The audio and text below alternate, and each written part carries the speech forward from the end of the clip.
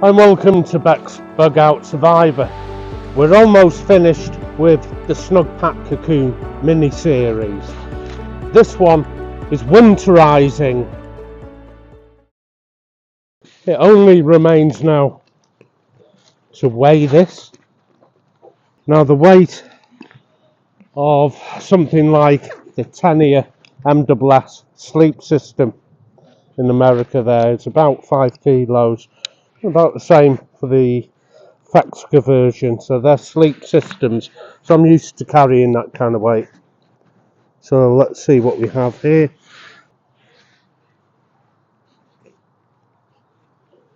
Exactly 7 kilos, 2.2 pounds to the kilo, so I could do this in my head, but I will show you. 16.1, so thereabouts. 7 kilos, 16.1 pounds.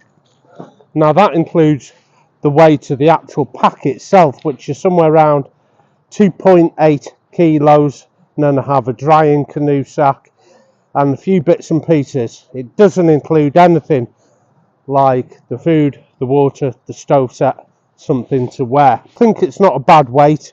By the time I put those components in there, I'm probably hovering somewhere around the 11 kilos if I only bring the minimal kit. So that's how to be a minimalist, only bringing exactly what you need. Overthinking it is overloading it. I'm going to put up the first cocoon, then the second one over it, and it should go pretty quick. Hammock straps. If you do want to know how to put one of these cocoons up and how to set the hammock, which you're going to do a little differently than you would any other type of insulation such as an underquilt, that is on the channel. Go watch how to put up these, because they are set out a little different. I don't need the diagonal lay.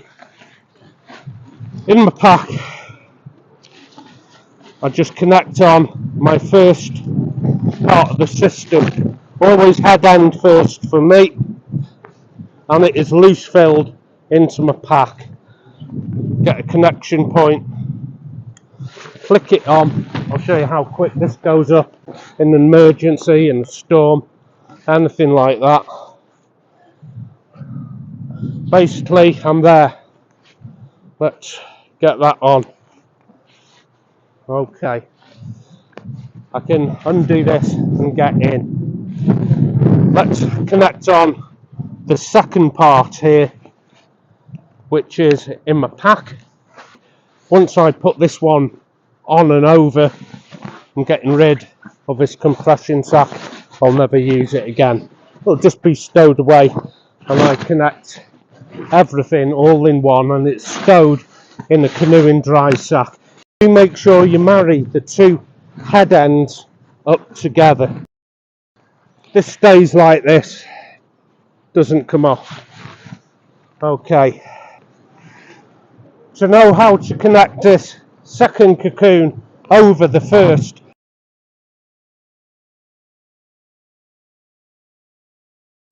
on this outer cocoon you'll note there's two webbings here, and it comes with two cords. There's one on the left like that, one on the right, but I have taken one of them off. I come through the first, then to the second, and make an overhand knot. I don't use both cords, it comes with just the one. And this goes straight to your carabiner, and it can be doubled or singled. So if I take both parts of the elastic, it'll make it tighter, one will make it looser. Snap that into the carabiner, and there is already a method to connect this inner here. So here's the inner, which is connected in a different manner. So the inner is connected slightly different way, and what you'll note is the inner cocoon is where my hand is here, and here's the other cocoon. I can pull it right back and it's snug fit around the first cocoon. No air gaps around here either. This is the outer, and you note there's a bit showing here of the inner. That's important. We need that little bit of extra space. If I put everything at the same level, all that's going to happen is I'm going to squash the insulation underneath. Now all I need to do is connect this other side in the same way. A simple case of just getting one of those hammock cocoons, putting it in the beaner, and the inner cocoon I tie up here to one of the daisy loops. That's me done. And there's going to be a few people asking what happens when you put a ridge line in. At first I tried to put a ridge in this with a paracord, which wasn't my cup of tea really. I needed an adjuster knot. Instead I put just 2 army bungees. What I've done, pair of pliers, just brought the ends together and bit of tape round them. This is just going straight into my carabiner. Okay, I've only gone around the outer hammock cocoon here. The inner is still the inner. A lot of you will be asking, why can't I just lay this second bag inside the first one? Try not to lay directly on insulation. You'll just crush the back of the insulation, hence why it's wrapped under your hammock. Okay, now with this little trick, what I can do is bring over the outer like a little sock that goes around your whole system. I was out like this for the night and I was cooking. Now if I was to do this with a bit of sag in the hammock, all that would happen is I haven't got the gap I need between the actual hammock and the insulation, this outer insulation, because I know you're only going to buy one cocoon at a time. But if you do get the chance, I would get another, even a second hand one. Here we go.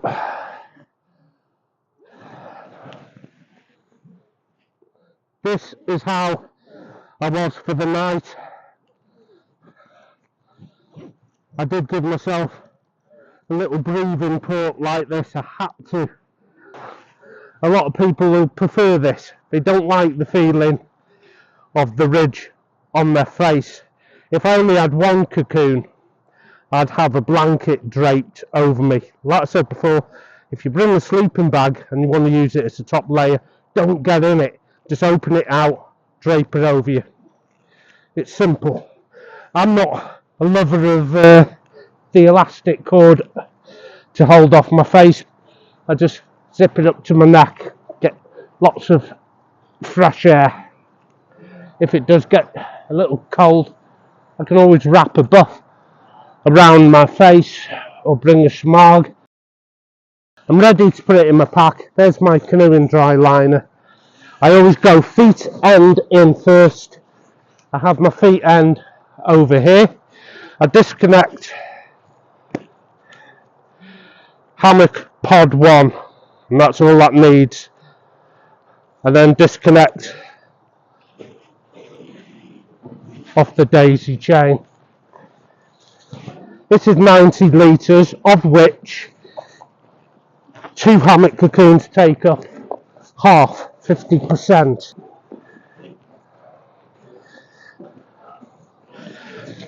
Nice and quick to put in. Disconnect cocoon number 1, put it onto its temporary fixing, and then disconnect off the daisy, and there it is in my pack in less than 30 seconds, maybe a minute. I didn't count. Retrieve my tree straps. Tree strap 1, tree strap too. So this for me would make a good little stealthy setup for a kind of a bug out bag, because I can get this system on the ground and up in the trees, and that is so important for me where I live, because not everywhere is flat and I don't always have trees. So I can decide, if you live in an area that's totally flat, you only need a bivvy system or a tent system. If you only live in an area like I do that is very hilly but with lots of trees, I would suggest a hammock set might be better for you. But this gives me the option to do both. So I do carry a 90 litre pack, so I have room for a nice warm coat, change of socks, things like that. That's all I would ever have in here, with food on one side, cook set on the other, including stove and fuel. Top lid, I have my sundries, such as my flashlight, batteries for it, a wash kit. That's pretty much me done. But I've put a couple of extra pouches on here for a flask, because I do like to make a flask so I can sit throughout the night. But how much room does 2 cocoons take up in a 90 litre pack? If I just squash down like this in the 90 litre pack, I can fold over half my pack like that. There's 45 litres and still compressing. So up she comes, there. Now I have the other 45 litres, 50% for all those things that I just spoken about.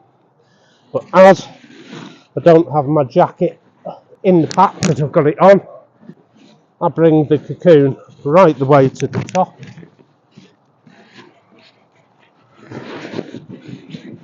And then that way I have dynamic weight distribution, meaning I have the same weight in the pack from the bottom, top and the middle. Easier for me to carry. And obviously once I put my jacket in, it all just squashes down. So I only have 4 kilos of insulation for ground and hammock there. Just 4 kilos. The weight of the hammock was around 600 grams. I haven't weighed my pot set with the fuel, and I actually haven't weighed the actual food itself. The jacket I haven't weighed, it's somewhere around 400, but I know it's coming in at around 11 kilos. If I bring the water in an LRRP, a shoulder sling, which often I do, I've just taken 2 kilos off that weight, the total pack weight, not the base weight, total pack weight. So from 11 back down to 9, carrying water on the shoulder sling, which is why I like doing it. I haven't got that extra 2 kilos on my shoulders, instead it's around a sling.